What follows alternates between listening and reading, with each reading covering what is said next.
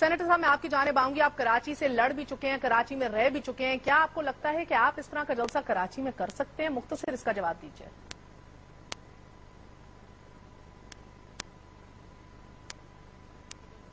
तो बहुत बड़ा शहर है।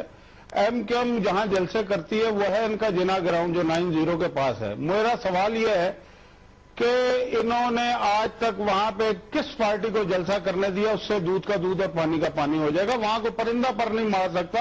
जलसा करना तो बड़ी दूर की बात है। वहां पे नो गो एरियाज बने हुए हैं। ये हमें तो दर्श दे रहे हैं कि जनाब हमें सोचना चाहिए। ये खुद नहीं सोचते। भाई हमने आपके खिलाफ यहाँ पे कोई ऐसी ना मुहिम चलाई है ना कुछ है, ना हमें आपसे कोई ऐसा थ्रेट है।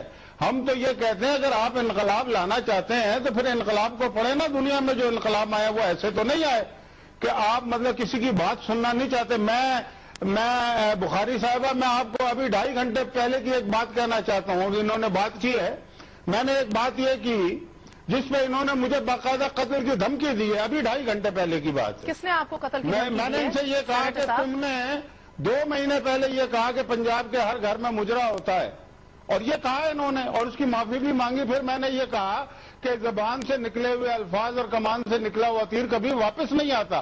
तो प्रोग्राम खत्म होने के बाद इन्होंने कहा कि जी अगर टारगेट किलिंग की जरूरत पड़ी तो हम करेंगे। ये इन्होंने मुझे कहा मुखातिब होके। किसने कहा सर? इम्काना अंदाज में कहा। तो ये स्टाइल इनका, ये जो कराची में स्टाइल है, ये यहाँ पे इस्लामाबाद में ये काम करना चाहते हैं। सर आपको किसने धमकी दी? किसने धमकी दी? नाम लेके बताइए। किसने धमकी दी आपको सेनेटर साहब? जी किसने धमकी दी? ये वसीम साहब, ये जो आपके सामने बैठे हुए इन्होंने दी। वसीम अख्तर साहब, इसका जवाब आपसे एक मुख्तसर से वक्फे के बाद लेंगे। Welcome once again to crossfire. आज अल्ताफ हुसैन साहब ने कहा है पंजाब में रवायती सियासत का रुख तब्दील हो रहा है, अवाम एमक्यूएम की जानिब देख रहे हैं। अहम सवाल यह है कि अभी ब्रेक पे जाने से पहले सेनेटर मुशाहिदुल्लाह खान साहब ने इंकशाफ किया है कि एमक्यूएम के वसीम अख्तर साहब ने उन्हें 2.5 घंटे पहले जो है कत्ल की धमकी दी है। क्या ये दुरुस्त है वसीम अख्तर साहब? देखिए, मैं इनकी बड़ी इज्जत करता था और बड़े इज्जत से बात करता था इनसे। मुझे अफसोस हो रहा है कि ये मेरी ही गलती थी। जहां तक ये जो इल्जाम लगा रहे हैं, तो एक तरीका होता है तो एफआईआर कटवाएं, जाके कहीं और अदालत में ले जाएं केस। मैं इससे ज्यादा नहीं बोलूंगा। महर देखें, जब भी इस किस्म के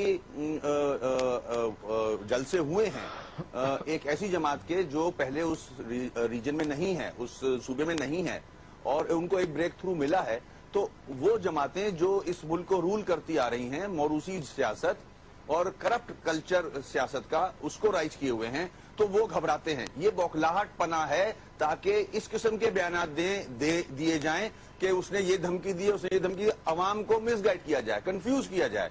तो अल्लाह का शुक्र है, हमें कोई कंफ्यूजन नहीं है। हम बड़े खुश हैं, हमने किसी को धमकी नहीं दी, गलत बयानी है, और हम अपना काम कर रहे हैं। हम इंशाल्लाह फिर अब जितने बड़े शहर हैं सूबे के, हम उनमें भी जलसे करेंगे। हमारा नेक्स्ट खैबर पख्तूनख्वा और बलूचिस्तान में भी इरादा है जलसे करने का। हम आगे जा रहे हैं, हम अवाम में हैं। मैं आपकी बात समझ गई हूँ, मगर हमने ये सोचा था कि 90s के अंदर जो हमने सियासत देखी, इल्जामात की सियासत है, जो जिस तरह जो हालात हमारे सामने आए थे, कि वो अब फिर नहीं होगा।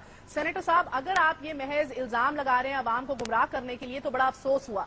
मैं शजीन मेमन साहब, अस्सलाम वालेकुम, आपकी जानिब आऊंगी। अभी जिस तरह आप हुकूमत में है, टारगेट किलिंग का बाजार।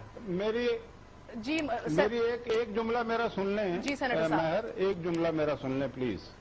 बात यह है कि मैं 15 साल की उम्र से सियासत में हूं, और मैंने जिंदगी में पहली दफा इस तरह की बात की है जिसे आप कह रही हैं कि मैंने इल्जाम लगाया है। मैं इल्जाम नहीं लगा रहा, इसका गवाह भी मौजूद है, जिसके सामने इन्होंने ये कहा कि अगर टारगेट किलिंग करनी पड़ी तो हम करेंगे। ठीक है, और फिर ये कौन कह रहे हैं? ये सारा पाकिस्तान इन्हें जानता है। इन्होंने